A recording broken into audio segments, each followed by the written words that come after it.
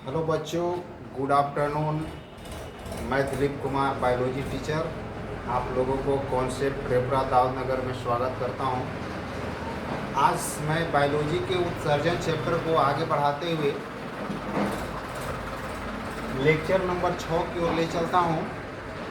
आज हम लोग जानेंगे कि हीमोडायलिसिस मशीन क्या होता है। हमने पिछले बार आप लोग को होमवर्क दिया था कि हीमोडायलिसिस मशीन क्या होता है।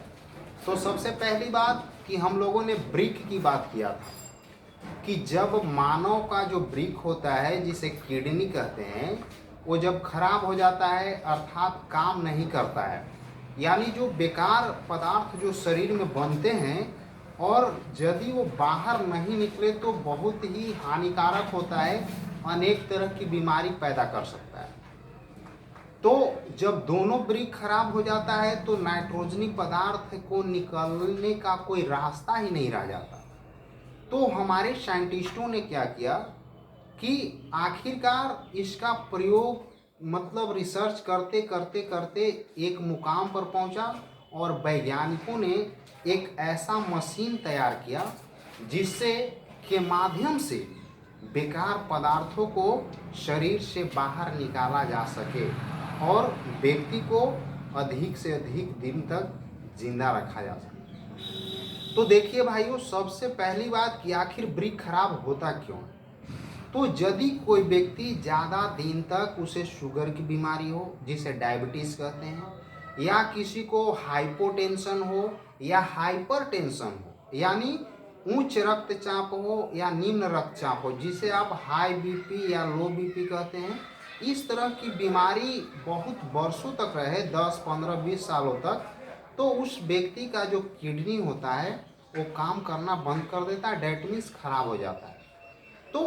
आखिर उसको और आगे जीने के लिए एक तरीका अपनाया जाता है, एक मशीन के द्वारा उसके ब्लड में जो नाइट्रोजनी युक्त पदार्थ होते हैं उसको निकालने के लिए हमारे वैज्ञानिकों ने एक मशीन तैयार किया, जिसे मैं बोर्ड पर आप लोगों को सामने बनाया है। और इस मशीन के माध्यम से जितने भी हमारे वेस्ट मटेरियल होते हैं जो ब्लड में घुले हुए होते हैं उनको छान लिया जाता है और छान करके उसे शरीर से बाहर, यानी इस मशीन से बाहर कर दिया जाता है। और फिर जो प्योर ब्लड बचता है, यानी जो नाइट्रोजन मुक्त ब्लड हो जाता है, वो हमारे शरीर में फिर से ट्रांसपोर्ट कर दिया जाता है, उसको पुनः भेज दिया जाता है। तो अब हम लोग देखते हैं, ये जो हम फिगर बनाए हैं इसके बारे में समझते हैं कि ये जो है मशीन किस प्रकार से कार्य करता है। तो अब हम लोग बात करते हैं कि ये देखिए, हमने हाथ का फिगर बनाया और हाथ से, जैसे हाथ में ऐसे दो जगह पर इंजेक्शन के माध्यम से ब्लड को लाया जाता है एक स्थान से, और एक स्थान से ब्लड को शरीर में भेजा जाता है। तो एक धमनी है और एक शिरा है। धमनी के माध्यम से इंजेक्शन लगा करके और जो नाइट्रोजनी युक्त ब्लड होता है उसे इस मशीन में लाया जाता है।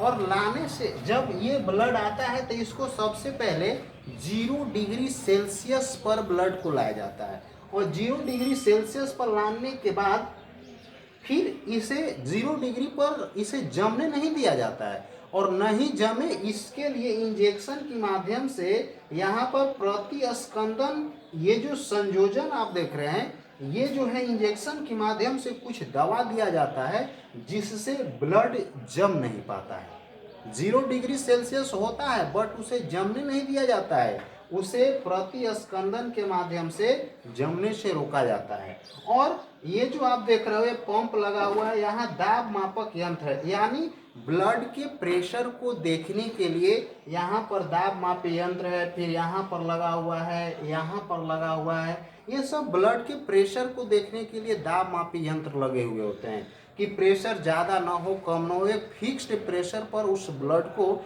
शरीर से निकाला जाता है और फिर उसे भेजा जाता है। अब ये जो है यहाँ पर जो हमने बनाया है, इस मशीन का नाम है डायलाइजर। यही मशीन जो अशुद्धियाँ होती है ब्लड में, नाइट्रोजनी पदार्थ होते हैं, उसे यही मशीन के द्वारा छाना जाता है। यानी ये जो डायलाइजर मशीन है, ये डायलाइजर जिसे हम लोग बोलते हैं, यही ब्रिक के जैसा कार्य करता है, यानी कृत्रिम ब्रिक। ये जो है कृत्रिम ब्रिक के नाम से भी इसे जाना जाता है। डायलाइजर जो है इसे कृत्रिम ब्रिक भी कहा जाता है। और ये परीक्षा में कई एक बार पूछा हुआ क्वेश्चन है कि डायलाइजर यानी जो मानव निर्मित जो मशीन है जिसे हम लोग डायलिसिस मशीन कहते हैं, उसमें छानने का काम कौन करता है? गंदगियों को छान यानी नाइट्रोजनी पदार्थ को छानने का कार्य कौन करता है? तो ये डायलाइजर जो है यहाँ पर जस्ट लाइक किडनी की तरह कार्य करता है और इससे नाइट्रोजनी पदार्थ छान लिए जाते हैं और छान करके जो हमारा फिर जो फ्रेश ब्लड होता है यानी नाइट्रोजन मुक्त ब्लड होता है वो आगे की ओर पंप कर दिया जाता है और पंप करने के बाद ये जो होता है सीरा के माध्यम से हमारे शरीर में चला जाता है। और शरीर में जाने से पहले ये जो 0 डिग्री सेल्सियस जो टेम्परेचर किया गया था ब्लड का, उसे पुनः से हमारे शरीर के टेम्परेचर यानी 37 डिग्री जो सेल्सियस होता है उस टेम्परेचर पर लाया जाता है और उसके बाद इसे शरीर में भेज दिया जाता है। तो इस प्रकार से ये जो है डायलिसिस मशीन कार्य करता है। तो अब हम लोग इसके बारे में फिर देख लेते हैं, एक बार रिवीजन कर लेते हैं आखिर डायलिसिस होता क्या है। सबसे पहले मान लीजिए एग्जाम में आ गया डायलिसिस क्या होता है लिखने के लिए, तो हम लोग लिखेंगे कि कोई व्यक्ति या मनुष्य अधिक दिनों तक यदि शुगर, हाइपोटेंशन, हाइपरटेंशन यानी उच्च रक्तचाप या निम्न रक्तचाप इत्यादि से ग्रसित होता है तो उसके किडनी खराब हो जाते हैं और वह नाइट्रोजनी युक्त पदार्थ को छान नहीं पाता है। तो इसे छानने के लिए यानी ब्लड से नाइट्रोजनी पदार्थ को निकालने के लिए हमारे साइंटिस्टों ने एक मशीन का निर्माण किया जिसे हम लोग डायलिसिस मशीन कहते हैं, या आप कह सकते हैं कि वैसा मानव निर्मित यंत्र जिसके माध्यम से रक्त में मिले हुए नाइट्रोजनी पदार्थ को छान करके रक्त से अलग किया जाता है, उसे हम लोग डायलिसिस कहते हैं। और इसमें जिस मशीन का प्रयोग होता है उसे हम लोग डायलिसिस मशीन कहते हैं और इसमें छानने का काम डायलाइजर के द्वारा होता है। तो ये है मानव का एक, इसे हम लोग कृत्रिम ब्रिक के नाम से भी जानते हैं, यानी कृत्रिम का मतलब होता है मानव के द्वारा बनाया गया ब्रिक, कृत्रिम ब्रिक। तो इस प्रकार से अब इसमें से जो ऑब्जेक्टिव क्वेश्चन जो आने की ज़्यादा संभावना है वो क्वेश्चन आ सकता है कि जब मनुष्य के ब्लड को डायलिसिस मशीन में भेजा जाता है तो उसका टेम्परेचर कितना डिग्री होता है? तो 0 डिग्री सेल्सियस पर होता है। अब उसे जमने न दिया जाए उसके लिए क्या किया जाता है? तो प्रतिस्पंदन संयोजन उसके लिए किया जाता है। अब उसके बाद कि रक्त में मिले हुए अशुद्धि को किसके द्वारा अलग किया जाता है?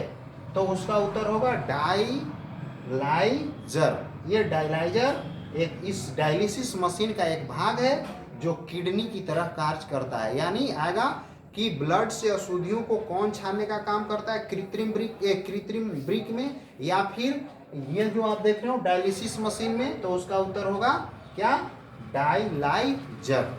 अब डायलाइजर से जब ब्लड छन करके जो हो जाए नाइट्रोजनी मुक्त हो जाते हैं, उनको शरीर में प्रवेश कराने से पहले उसका टेम्परेचर कितना डिग्री सेल्सियस किया जाता है? इसका उत्तर होगा हमारे शरीर के सामान्य तापमान के बराबर यानी 37 डिग्री सेल्सियस किया जाता है। तो मेरे प्यारे बच्चों, इस प्रकार से यदि किसी व्यक्ति का किडनी खराब हो जाता है तो उस व्यक्ति को डायलिसिस करवाया जाता है और ये बहुत ही महंगा पड़ता है, आम व्यक्तियों के लिए बस की बात नहीं है। ऐसा करने पर आदमी को 2 साल 4 साल जिंदा रखा जा सकता है जिसके पास ज़्यादा पैसा है, लेकिन यदि किसी गरीब व्यक्ति का किडनी खराब हो जाए तो उसे 2 महीना 4 महीना हार्डली साल भर में उसकी मृत्यु हो जाती है। तो मेरे प्यारे बच्चों, यदि इस वीडियो आप लोग को अच्छा लगता हो तो इसे लाइक करें, शेयर करें और सब्सक्राइब करें ताकि मैं जो भी वीडियो बनाऊं सबसे पहले नोटिफिकेशन आपके पास जाए। और इस से पढ़ करके आप लोग मैट्रिक बोर्ड में अच्छे से अच्छे अंक लाएं। जय हिंद बच्चों, जय हिंद।